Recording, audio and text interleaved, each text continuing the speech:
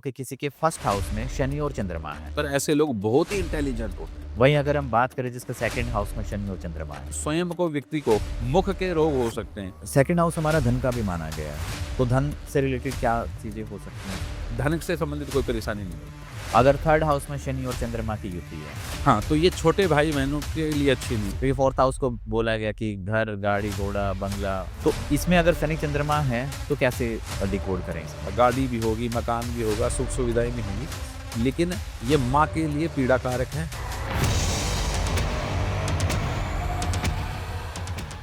नमस्कार दोस्तों, मैं समस्त एक नई वीडियो में आपका स्वागत करता हूँ।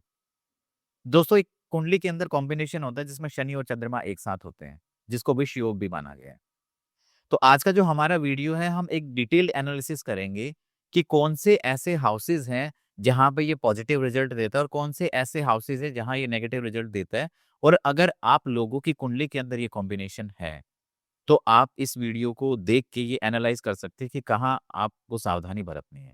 तो चलिए मैं स्वागत करना चाहता हूँ आचार्य अशोक शर्मा जी का, जिन्होंने पिछले 25 वर्षों में हजारों लोगों को एस्ट्रोलॉजी सिखाई है और हजारों लोगों की ही जिंदगी बदल दी है कुंडली विश्लेषण के माध्यम से। नमस्कार सर। नमस्कार।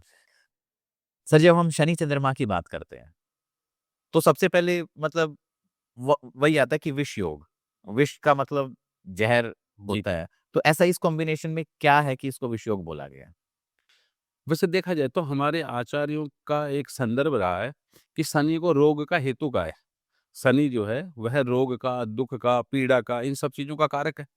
तो जब शनि किसी भी ग्रह के साथ बैठेगा तो वो जिन चीजों को रिप्रेजेंट करता है उससे संबंधित लोगों को कुछ न कुछ पीड़ा, संघर्ष, कठिनाई, रोग, शोक आदि दे सकता है। इसलिए इसको विष योग की बात कही गई। लेकिन यहाँ पर यह भी मैं कहना चाहूंगा कि शनि के साथ चंद्रमा जो है वो 2.25 दिन तक रहता है, 54 घंटे तक। तो सभी की कुंडली में एक समान ये नियम लागू नहीं होता। उसमें और बहुत सारी स्थितियां देखनी पड़ती हैं कि आपका जो जन्म है वो किन वारों को हुआ है, किस योग में हुआ है, किस करण में हुआ है, किस तिथि में हुआ है। इन सब के आधार पे इसका विचार करना चाहिए। तो लेकिन वैसे देखा जाए तो शनि और चंद्र की जो युति है वो बहुत मामलों में हमने शुभ नहीं पाई। हम्म। तो मतलब ये कॉम्बिनेशन कहीं ना कहीं लोगों को पीड़ा कष्ट देता है। अगर हम वैसे कुंडली का एक विश्लेषण करें, अगर हम बात करें, मान लो कि किसी के फर्स्ट हाउस में शनि और चंद्रमा है, जी। इन लोगों का कैसा रहेगा व्यक्तित्व? हाँ, देखो, शनि और चंद्रमा लगन में होने पर ऐसे लोग बहुत ही इंटेलिजेंट होते हैं, बहुत ही शानदार। क्योंकि शनि चंद्र की युति है ना, जो व्यक्ति के अंदर जो है ना इंटेलिजेंस की बहुत अच्छी कारक है।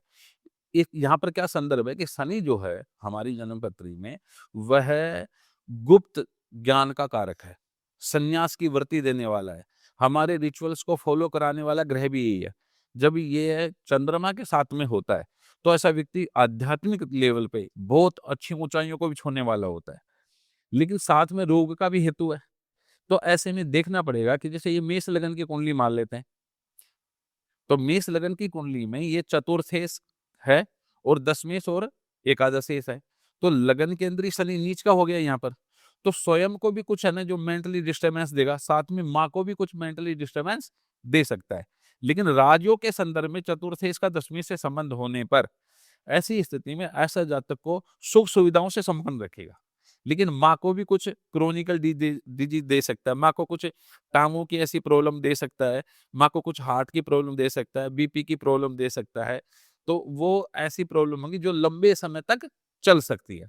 तो इस प्रकार से वहीं अगर हम बात करें जिसका सेकंड हाउस में शनि और चंद्रमा है, ऐसे लोगों का कैसे डिकोड कर सकते हैं हम? देखो, सेकंड हाउस में चंद्र शनि की जो युति है वो व्यक्ति के परिवार से संबंधित कोई दोष को दिखलाती है।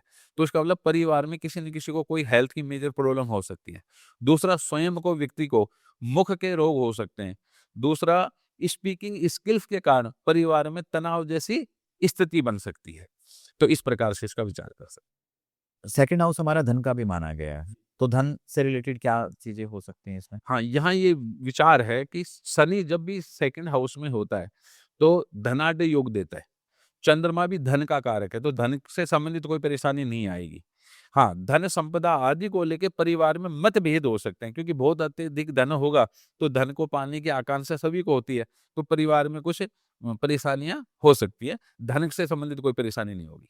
अगर थर्ड हाउस में शनि और चंद्रमा की युति है, हाँ, तो ये छोटे भाई-बहनों के लिए अच्छी नहीं है। ऐसे व्यक्ति के छोटे भाई-बहन होंगे नहीं या तो, अगर होंगे तो उनके जीवन में कुछ न कुछ परेशानियाँ अवश्य आएँगी। इन लोगों को कुछ कानों से संबंधित कुछ परेशानियाँ होंगी। दूसरा, इनको दाएँ हाथ में दर्द हो पीड़ा होना, दाएँ हाथ में से संबंधित कोई रोग आदि हो जाना, ये संभावना भी ज़्यादा बन जाएगी। थर्ड हाउस जनरली साहस का भी माना गया है, दृढ़ निश्चय जी। का है। तो वो किस तरीके से देखा जाएगा इस कॉम्बिनेशन? देखो यहाँ पर है ना, जो व्यक्ति को आराम पसंद ज़रूर बना देगा। शनि का संबंध जब भी तृतीय भाव या तृतीय से हो, तो ऐसा व्यक्ति थोड़ा लापरवाही, आलसी ज़रूर होता है। तो यहाँ आराम पसंद की स्थिति बना देगा। संगीत के प्रति भी बहुत ज़्यादा शौक दे सकता है। तो ये बल पराक्रम साहस के लिए तो कोई अच्छी स्थिति नहीं बनाता। अगर हम बात करें फोर्थ हाउस के अंदर शनि चंद्रमा की युति है। क्योंकि फोर्थ हाउस को बोला गया कि घर, गाड़ी, घोड़ा, बंगला ये सब अगर माता तो इसमें अगर शनि चंद्रमा है तो कैसे डिकोड करें इसको? देखो, शनि और चंद्रमा जैसे भी मैंने पहले भी बोला कि ये है ना, जो धन संपदा, सुख सुविधाओं के लिए कमी पैदा नहीं करता। तो उस संदर्भ में तो ठीक रहेगा, गाड़ी भी होगी, मकान भी होगा, सुख सुविधाएँ भी होंगी। लेकिन ये माँ के लिए पीड़ाकारक है, स्वयं को मेंटली डिस्टर्ब करने की प्रबल संभावना है।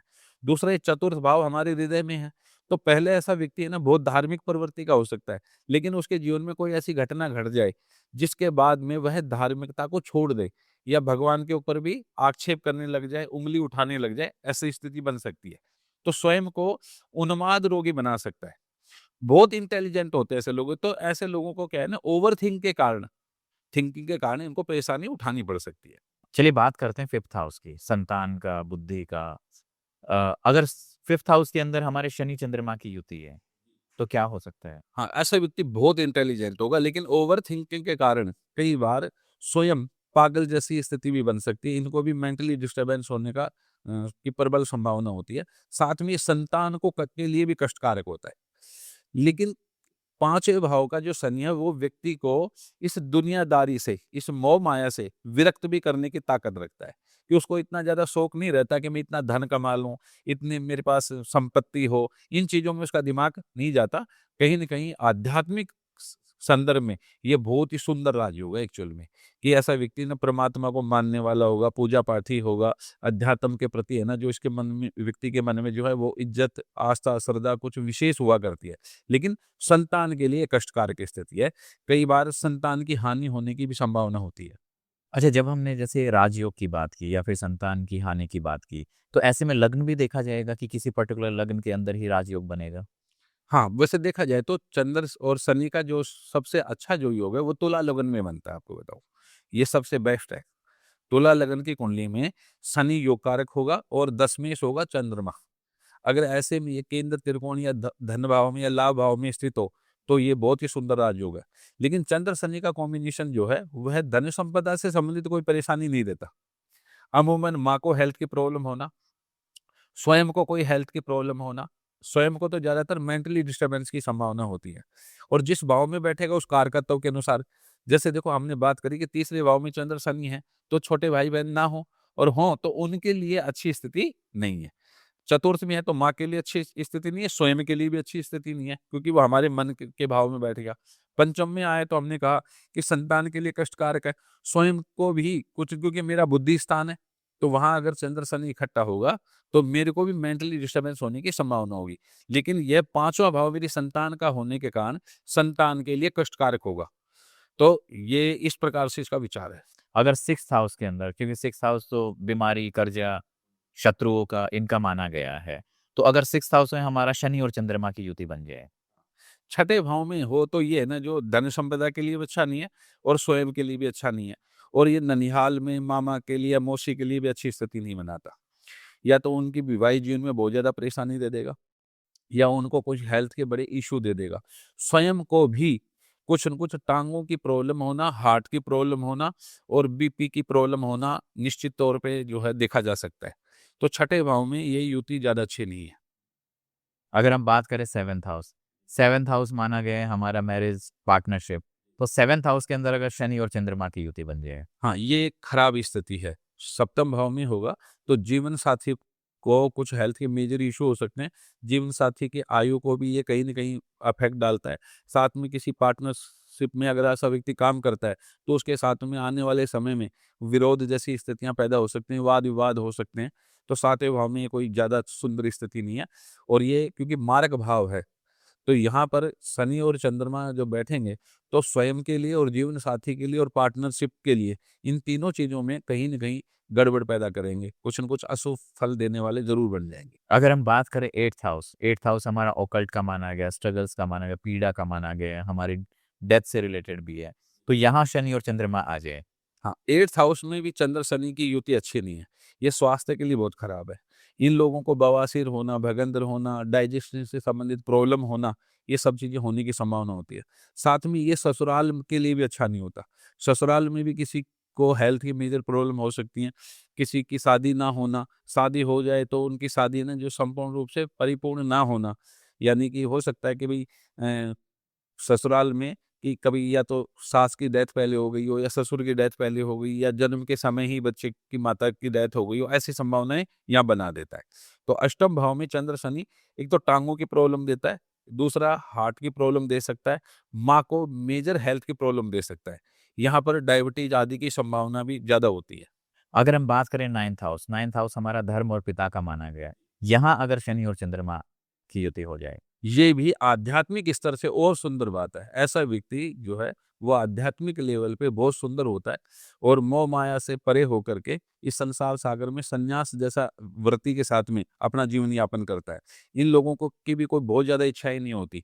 इस संसार में रहते हुए भी माया से विरक्त होते हैं ये लोग। क्योंकि शनि कहीं न कहीं विरक्त कर देता है। बिल्कुल कर देगा। लेकिन ये पिता के लिए अच्छी पोज़ीशन नहीं है।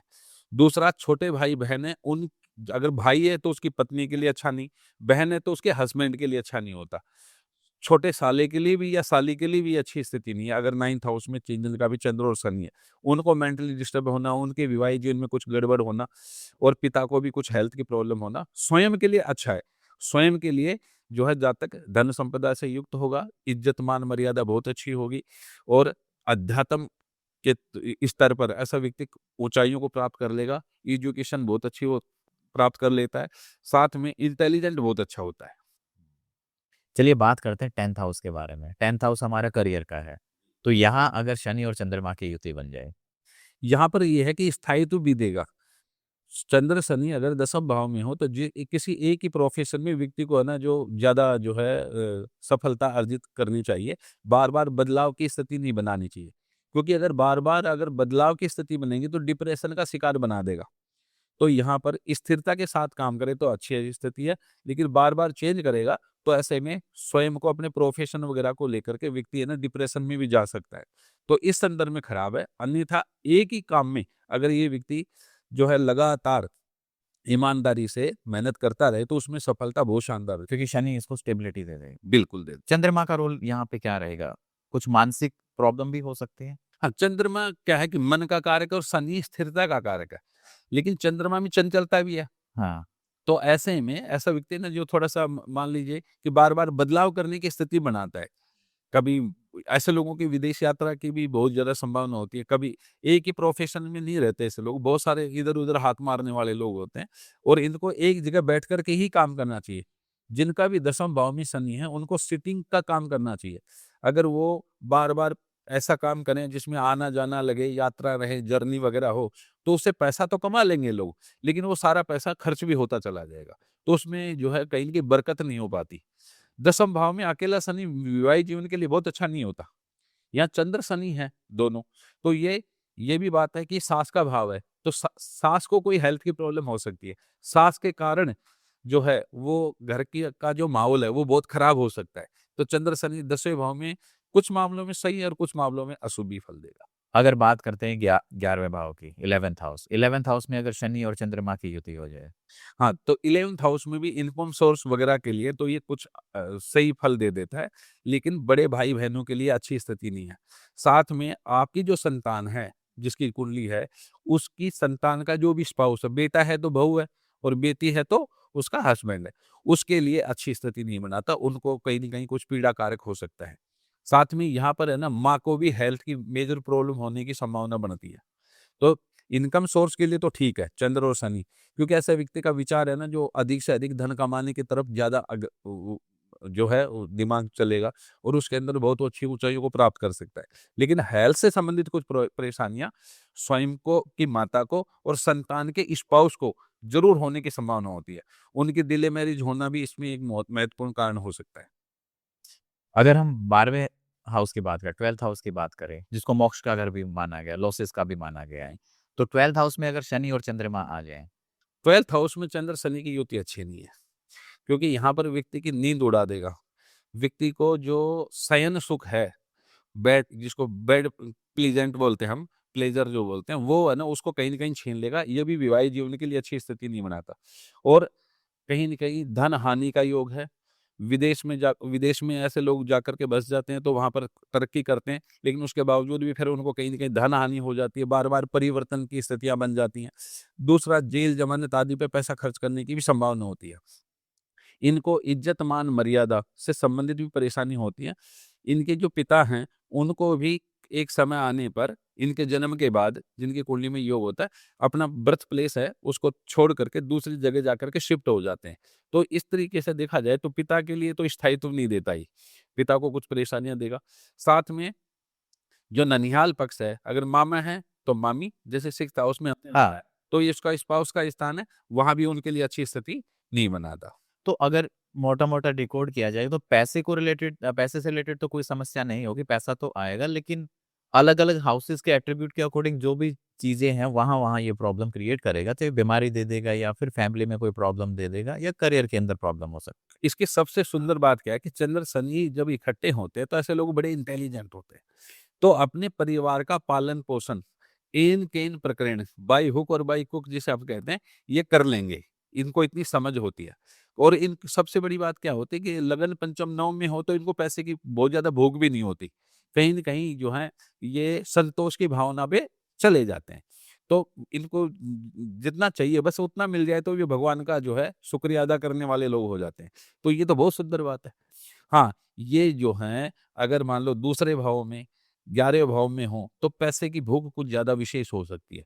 जिसके कारण से जो है फिर क्या है कि स्पीकिंग स्किल्स, खान-पीन इनके कारण से जो है दिक्कतों का सामना करना पड़ता है, अन्यथा ठीक है। अगर किसी की कुंडली में ये नेगेटिव रिजल्ट दे रहे हैं, तो इसकी क्या रेमेडीज़ हो सकती हैं? चंद्र शनि अगर इकट्ठे हों तो हमने शनि को तो श्मशान कहा और चंद्रमा को जल कहा है। तो ऐसे में लोगों को है ना जो श्मशान भूमि में जल का प्रबंध कर देना चाहिए, इन लाल किताब के अनुसार। कि जैसे पानी की टंकी रख दी वहाँ पे या कुछ भी ऐसी चीज़ें? लेकिन हम है ना जो आध्यात्मिक स्तर पे जो है बात करें तो इन लोगों को चंद्र शनि का जो विष योग बना उसके लिए अथ श्री नारायण कवच आदि का पाठ कराना चाहिए, जो जेन्युइन रेमेडी हमारे यहाँ पर, क्योंकि कुछ रेमेडी लाल किताब में टोटकों के संदर्भ में है। हाँ। 43 दिन तक है ना जो जल से स्नान करना चाहिए, शमशान भूमि के ऐसी-ऐसी बातें हैं हमारे यहाँ। लेकिन हम तो अमूमन जो है या तो रुद्राभिषेक कराएँगे, क्योंकि शनि जो है वो अध्यात्म का कारक है, शमशान वास वाली बात करते हैं तो भगवान शिव का वास शमशान में हुआ करता है। चंद्रमा जो है वो जल का या दूध को रिप्रेजेंट करता है, तो जलाभिषेक करना चाहिए, रुद्राभिषेक आदि कराना चाहिए। तो ऐसा करने से इसका जो नेगेटिव इम्पैक्ट है वो दूर हो जाता है। तो फिर इस वीडियो को हम यहीं एंड करते हैं। तो उम्मीद है दोस्तों आपको ये जानकारी अच्छी लगी होगी। अगर आपके जीवन में भी कोई प्रॉब्लम है, चाहे वो बिज़नेस को लेकर है, चाहे वो मैरिज से रिलेटेड है या फिर करियर से रिलेटेड है, तो आप नीचे दिए गए नंबर पर अपॉइंटमेंट बुक कर सकते हैं। दोस्तों मिलते हैं आपको एक नई वीडियो में, एक नए टॉपिक के साथ, एक नई एनर्जी के साथ। तब तक बने रहिए हमारे साथ। धन्यवाद।